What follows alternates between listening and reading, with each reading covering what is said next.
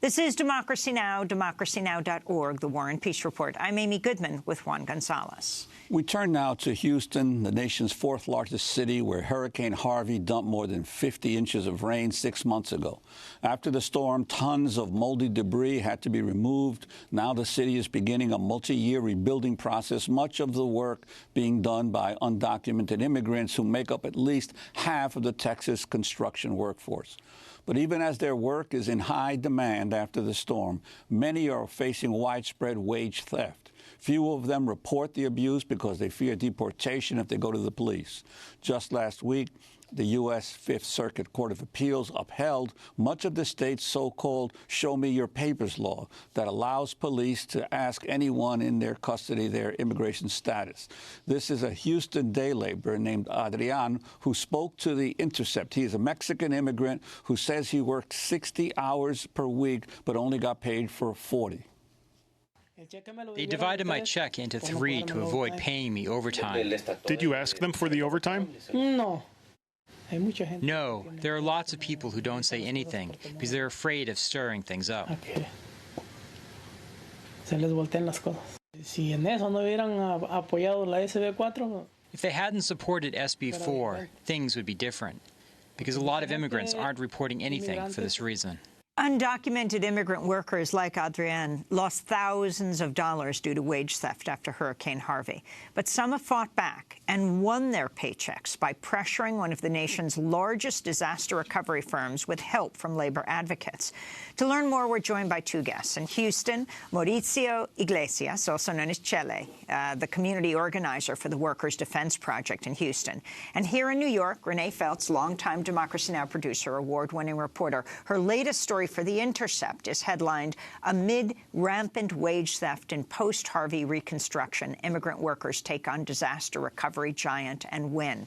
Last November, she reported on how immigrant day laborers confront a perfect storm of exploitation and Hurricane Harvey cleanup. We welcome you both to Democracy Now! Renee, you're just recently back from Houston. Describe what you found. Thanks so much, Amy and Juan. I was curious to find out about the conditions for people who are rebuilding Houston. 50 inches of rain fell on the city. First, a lot of the buildings had to be mucked out, as they called it, cleaned out, the mud, the debris, the mold. Then they had to be rebuilt, and that process is going to take a long time. So I wanted to see who's rebuilding, and it's mostly undocumented immigrant laborers. And what I found to be especially interesting is that their labor is in high demand. We just described a situation in Houston. We also know that there were storms in Florida, Puerto Rico, the fires in California, a lot of reconstruction to be done. And yet these workers who jobs were everywhere, were often not getting paid for the work that they did. And part of the reason for that, as we mentioned in the introduction, is because Texas has what they call a sort of show me your papers law. When people go to police, they might be afraid that police can ask them about their immigration status. So even though it's a crime not to pay a worker, even if they're undocumented, these workers weren't going to police to report it. Now, you know, we call this undocumented and unpaid, but another way to say it is undocumented and unpaid until now. When I went to Houston recently, I was interested to learn of some sort of good news.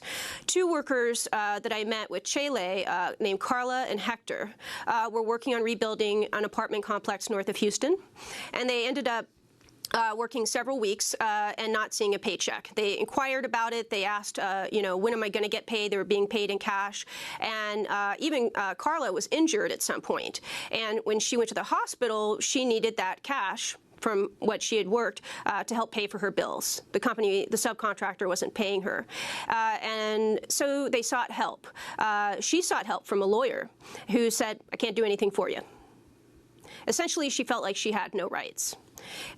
Even though she had just worked all these weeks. Maybe Chele can pick it up from here to tell us what happened, you know, when they turned to a new foothold in Houston of the Workers' Defense Project. Yes. Good morning, Amy. No. Go ahead, Chele. Good morning, Renee and Juan. Well, what happened is that Hector reached out through me, you know, through social media, and he wanted to know what we can do to help him. He was not getting paid for several weeks, and at first he talked to me. He did not trust me at first, but then when I spoke to him and we met and told him what Workers Defense Project is, he became acquainted with us, and we gained his trust. We were able to help Hector and Carla by eventually filing liens against the apartment buildings, and we were able to recover their wages. An amazing success.